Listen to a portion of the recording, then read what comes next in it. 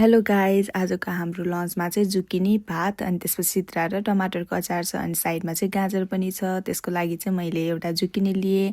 हामी बुढा र बुढीको लागि मात्र बनाउनु लागेको अनि त्यसको चाहिँ मैले बोक्रा निकालेँ अनि त्यसपछि त्यसलाई चाहिँ काटिदिएँ।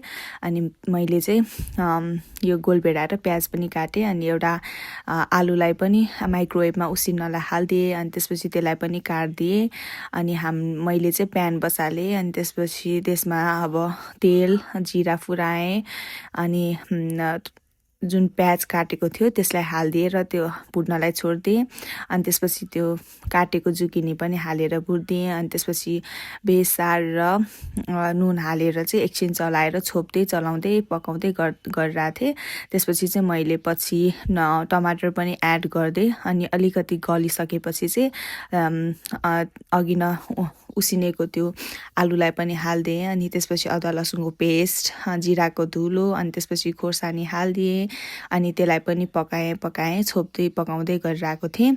अनि त्यसपछि मैले चाहिँ सिद्राको अचार पनि बनाउनु लागेको थिएँ, त्यही भएर चाहिँ सिद्रा प्याकेटमा थियो फ्रिजमा अनि त्यो निकालेँ। अनि त्यसपछि त्यसलाई पनि भुट्नलाई भनेर चाहिँ मैले गरेँ। अनि साइडमा चाहिँ मैले खाना पनि बसालिदिएँ। अनि त्यसपछि यो सिद्रालाई चाहिँ अलिकति भुट्नुपर्छ अनि भुटेर चाहिँ त्यसलाई पनि साइड लगाएँ। अनि त्यही प्यानमा चाहिँ मैले अलिकति तेल हालिदिएँ। अनि त्यसपछि गोलभेडा काटेर चाहिँ अचारको लागि गोलभेडा पनि राखेर पकाउन थालेँ। गोलभेडा नर्मली हामीले जसरी अचार पकाउँछ त्यसरी नै पकाउने। अनि नुन, जिराको धुलो, अदुवा लसुनको पेस्ट हालेर त्यसलाई पनि गलाउनलाई छोडिदिने। अनि त्यसपछि मैले चाहिँ अब मिक्सरमा सबै पाकिसकेपछि त्यो सिद्रालाई हालिदिएँ। अनि त्यसपछि टमाटर, पाकिसकेको टमाटर र धनियाँ, चप गरेको धनियाँलाई पनि हालिदिएँ। अनि त्यसपछि त्यसलाई चाहिँ मिक्सरमा मिक्स गर्नलाई छोडिदिएँ। अनि मैले चाहिँ यो साइडमा चाहिँ हेर्ने कथा हेरिरहेको थिएँ। मलाई चाहिँ खाना पकाउँदै यो हेर्न चाहिँ एकदम मनपर्छ।